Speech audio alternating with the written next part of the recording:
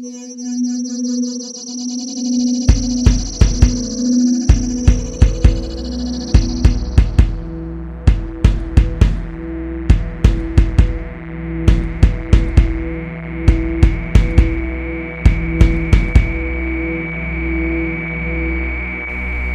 Timeshift. Hello and welcome, I'm Chris Hall and this is The Timeshift, my sci-fi fun fest, and today I'm talking about Marvel's Agents of S.H.I.E.L.D. Series 2, Episode 1, Manchester United 0, entitled Shadows. Now I have to say this before we get into the nitty-gritty of things. I have already seen Episode 2. In fact, I saw Episode 2 before Episode 1, and as such I may give away a few key plot details inadvertently. So needless to say, this episode is going to be spoiler heavy. So if you've not seen episode 1 or 2, it's probably best to switch this video off now. Okay, everybody ready? Everybody geared up? Let us go head first into some shadows. This is the first episode of a new series, and as such this episode's prime directive is to introduce ideas and themes that will be explored over the course of this series. Not to a great degree, but it's just kind of like hints and such. Like we'll probably learn more about Skylar's father, more about that weird design that Coulson is carving into walls, and well, that's pretty much where we gotta go with it. And it's just the way things are, so getting vexed about that is a little bit silly. Something we can get vexed about, however, is the fact that this episode still falls prey to the same age-old problem that many TV shows have when they're introducing new characters, in which characters, for whatever reason, feel the need to state their personality traits and their motivation, particularly with a character called Hunter, who we'll talk about momentarily. There is another slightly groansome moment towards the start of the episode in which we have a flashback to the Second World War, in which we meet Agent Carter, I believe her name is. She's the one that is going to be the subject of the spin-off series that's coming next year, I believe it is. And we have this moment where we have two Nazi Hydra German officers speaking to each other in German accents, though speaking English. Yeah, really. Given how little they had to say, I was really expecting them just to have subtitles, but no, obviously that would have meant reading, and reading isn't things that people do these days, it would appear.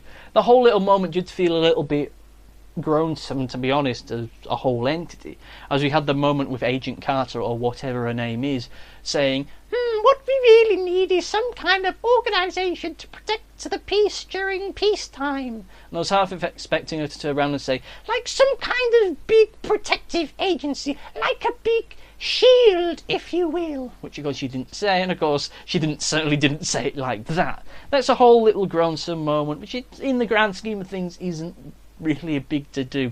It was there what lasted, and it's just there to help set up the rest of the episode with this strange magical MacGuffin for this week, which is a weird alien obelisk with loads of symbols in it, which turns people to stone if they touch it.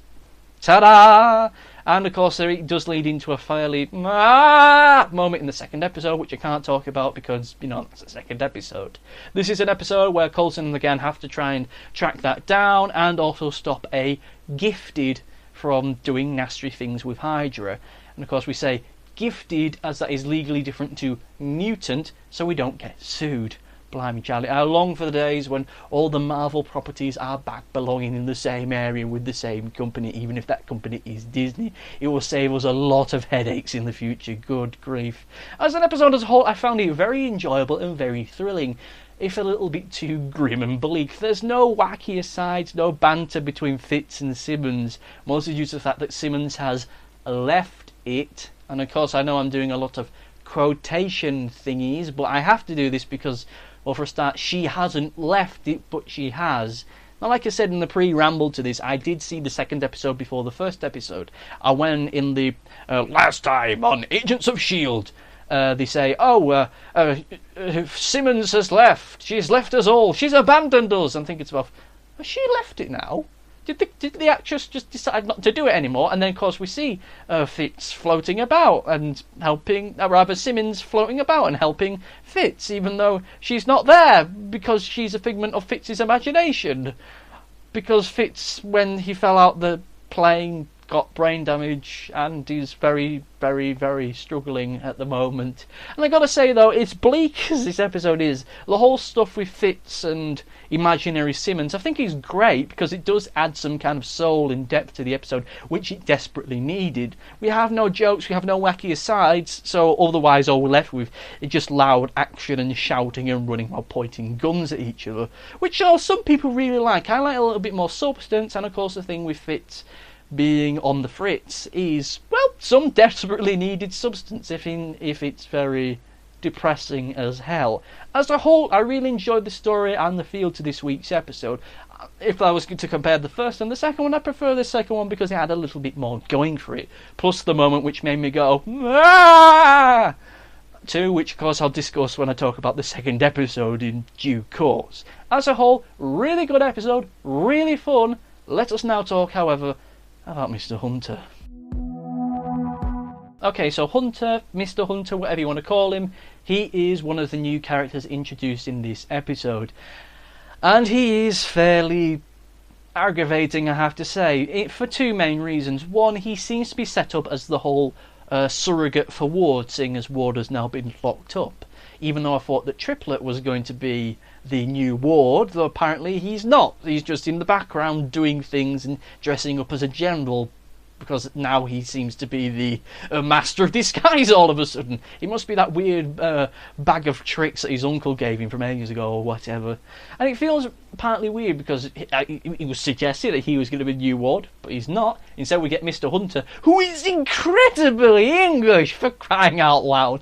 I don't know whether this is just because he's an English actor in an American show doing an English accent, and his accent is so distinct that he just sounds so alien, or the fact he really is just incredibly English. I find that astounding. Why is it in American TV shows we get such radically English people in it? I mean, good grief, you'd never get a northerner in a show like this. Mostly due to the fact it would drive them crazy with subtitles. You know, you'd have, hey, up there, Scarlett, I've just been trying to sort out them hydrophones. By heck, that was a bloody kerfuffle, that was. Hey, Coulson, how's the diddling? And of course that in subtitles just goes to, oh yeah, I was out on a mission, and hi Coulson, how are you? Bloody hell. And of course I can say this because I am northern, so to anyone that thinks otherwise. So, and of course he does do the annoying thing of stating his character and his motivation in this episode, where he says to the effect of, it's all about the money, complete with the stupid finger gesture. I mean, good grief. He may well in time become a character that I really like and I really warm to, but at the moment he just feels like an annoying arse. And of course we have Fitz, who in this episode was great and fantastic because of the whole him not being the whole shilling, which I think, like I say, once again adds a great deal of soul and depth to the episode, which it radically needs. And surprisingly, and I say this surprising because I didn't think this character would be back at all, despite the fact they appear in the promotional material, we have Ward. Yeah, Ward's in this episode. Like I said, I saw the second episode first and there was no hint that he was still about. So we have Ward and he's locked up and he is, oh my god, what has happened to him? He's a broken shell of a man, really, isn't he? And it just feels so weird him being like this, which is great. It really says great things about the actor playing him. But yeah, it's still very dark, still very bleak. He talks about all the times he's tried to commit suicide by taking a sheet of paper and just folding it over till it's really sharp and slitting his wrist, or running headfirst to a wall. I mean, it is remarkable just how small and broken he seems to be.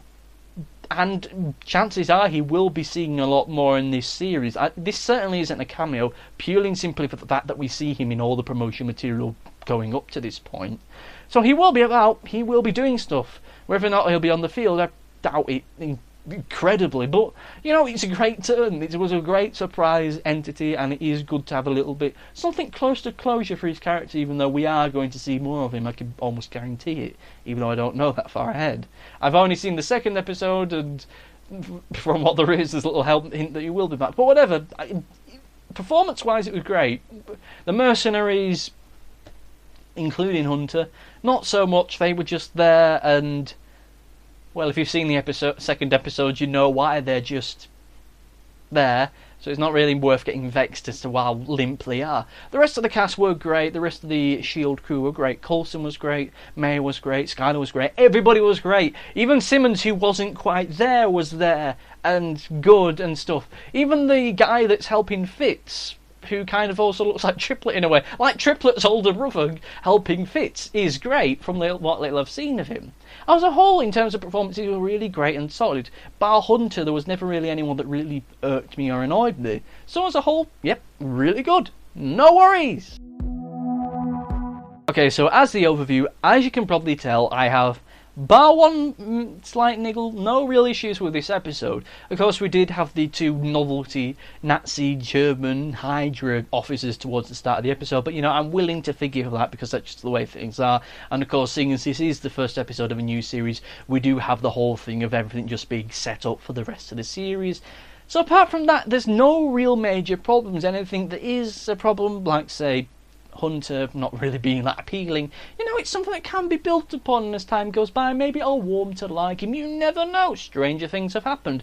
By a weird tenuous link, when Jenny Coleman first joined Doctor Who as Clara, I hated Clara. I hated her immensely. I hated the fact that she was going to be the new companion. She got on my tits. But then, of course, as time goes by, as soon as we get to this new series that she's in, I thought she was fantastic and great. So, I'm open and willing to have my mind changed. So that's good for you, Mr. Hunter. You may well in time become one of my absolute favourites. Of course, we'll soon see. I have already seen the second episode of this series, so I can't really say let us look forward to that, because chances are sometime after me recording this, I'll record my thoughts upon that one. So all I can really say is let us look forward to episode 3! Yay! S.H.I.E.L.D is back, S.H.I.E.L.D is good, S.H.I.E.L.D is love, S.H.I.E.L.D is life.